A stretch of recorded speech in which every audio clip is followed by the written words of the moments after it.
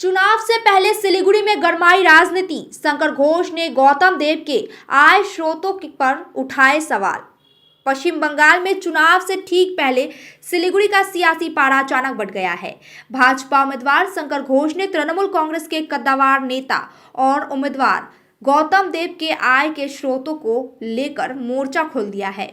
आज मीडिया से बात करते हुए शंकर घोष ने गौतम देव द्वारा दाखिल चुनावी हलफनामे में आय के विवरण पर गंभीर सवाल खड़े किए। भाजपा प्रत्याशी शंकर घोष ने दावा किया है कि गौतम देव द्वारा आय के संबंध में दिए गए बयानों में कई विसंगतियां और संदिग्ध बिंदु है। उन्होंने तीखी प्रतिक्रिया देते हुए कहा, सार्वजनिक जीवन में पारदर्शिता का होना अनिवार्य है। मतदाताओं को यह जानने का पूरा अधिकार है कि उनके प्रतिनिधियों की आय का वास्तविक स्रोत क्या है। गौतम देव को इस संबंध में जनता के सामने स्पष्टीकरण देना चाहिए। महज जुबानी हमला करने तक ही सीमित नहीं रहे शंकर घोष और औपचारिक रूप से एसडीओ कार्यालय भी पहुंचे। वहां उन्होंने संबंधित अधिकारियों के समक्ष अपनी आपत्ति दर्ज कराई और मामले की गहन जांच करने का आवेदन सौंपा।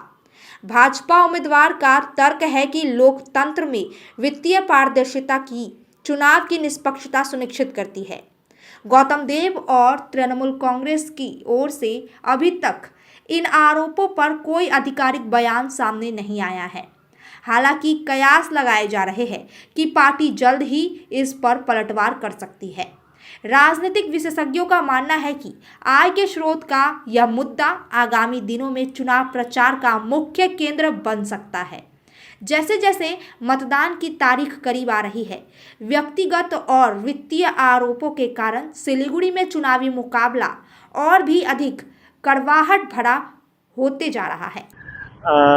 আমি মূলত এসেছিলাম মাননীয় মেয়র সাহেব, তিনি একটি সাংবাদিক সম্মেলন করে তার আয়ের উৎস সম্পর্কে তিনি আরবিট্রেটরের সাথে যুক্ত এবং সেই জন্য প্রফেশনাল ভাবে তিনি কি বলে অর্থ উপার্জন করেন বলে একটি বিবৃতি দিয়েছিলেন এবং কয়েক হাজার কেস নাকি তিনি এই আরবিট্রেটরের কাজ করেছেন।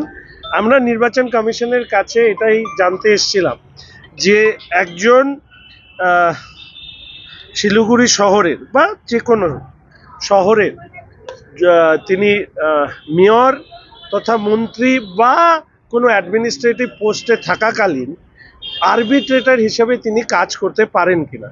ধরা যাক শিলিগুড়ি মিউনিসিপ্যাল কর্পোরেশনের অভ্যন্তরে কোনো সমস্যা সমাধানের জন্য তিনি আরবিট্রেটর হিসেবে নিয়োগ হচ্ছেন, যেই কাজটা কর্পোরেশনের যে পারভিউ আছে তার মধ্যে পড়ে, ফলে মেয়র হিসাবে তার সেখানে নিরপেক্ষতা বজায় রাখা কিংবা সেক্ষেত্রে সিদ্ধান্ত প্রভাবিত করবার যথেষ্ট সম্ভাবনা রয়েছে।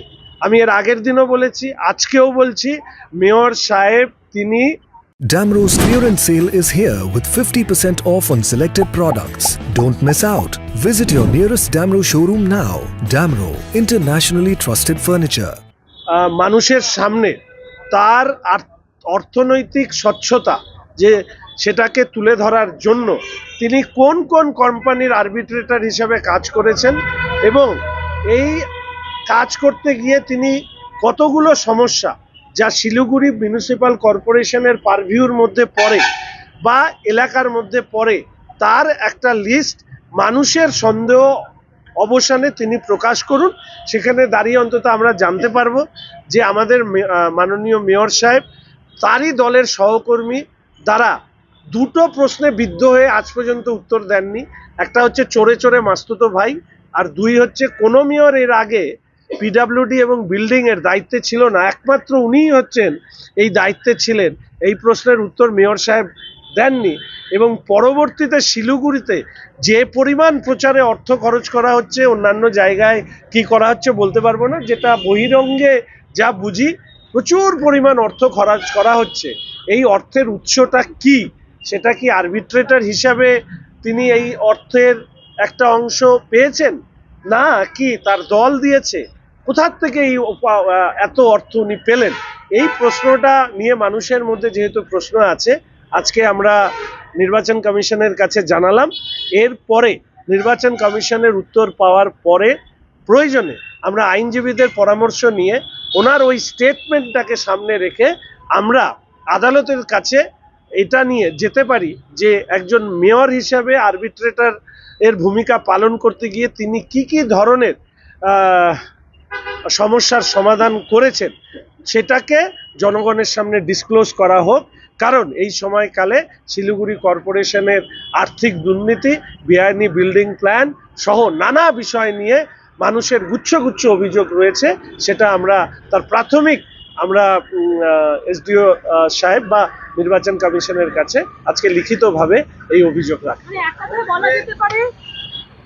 মেয়রের বক্তব্য থেকে শুনে যতটুকু আমাদের বোধগম্য হয়েছে কেননা উনি আবার দেখলাম একটা শব্দ প্রয়োগ করেছেন অর্বাচীন, চীন প্রদেশের শব্দ কিনা জানি না।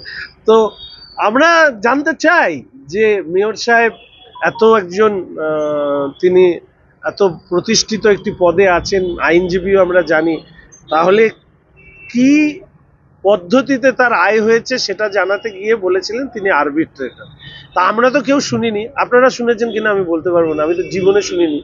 তো সবটাই যে আমরা শুনবো এটাও বড় বিষয় নয়। তো মেয়র সাহেব নিজেই যদি এই বিষয়টা ডিসক্লোজ করেন যে কোম্পানির কোন কোন কোম্পানির আরবিট্রেটর তিনি, তাদের সাথে কি চুক্তি রয়েছে, কোন কোন কেসেস তিনি আরবিট্রেটর হিসাবে তিনি মধ্যস্থতা করেছেন, সিদ্ধান্ত নিয়েছেন, সেগুলো মানুষের কাছে আসা দরকার। না হলে তো এই যে চোরে চোরে মাসতুতো ভাই, অন্য মেয়র নেয়নি উনি নিয়েছেন, এই সব দিয়ে যেটা প্রতিষ্ঠিত হবে, অর্থনৈতিক দিক থেকে মেয়র সাহেব আসলে অসৎ, তাই জন্য তিনি এই সমস্ত প্রশ্নের উত্তর দেন না।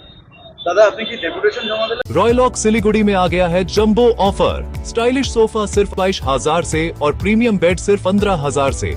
Recliner, dining, home decor, office और आउटडोर फर्नीचर पर 70% तक की छूट। आज ही आए सालूगाड़ा के पास, सेवोक रोड, सिलीगुड़ी। कॉल करें 7076969111। Is your old furniture holding your home back? Don't just discard it, upgrade it with the Durian exchange offer. Bring us furniture from any brand and make. Get an instant valuation and save up to 50% on our entire range. 5-year warranty, 65 plus stores, seamless service.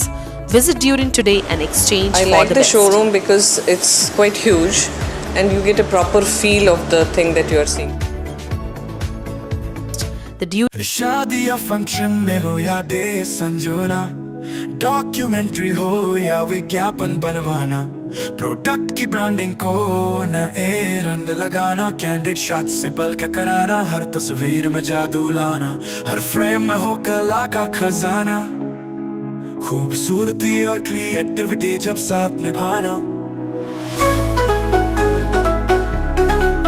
सारांश में photography या cinematography हो करवाना तो सोमानी डिजिविजन में ही आना। सोमानी डिजिविजन हर याद को बनाए खास। कॉन्टैक्ट 9434023813।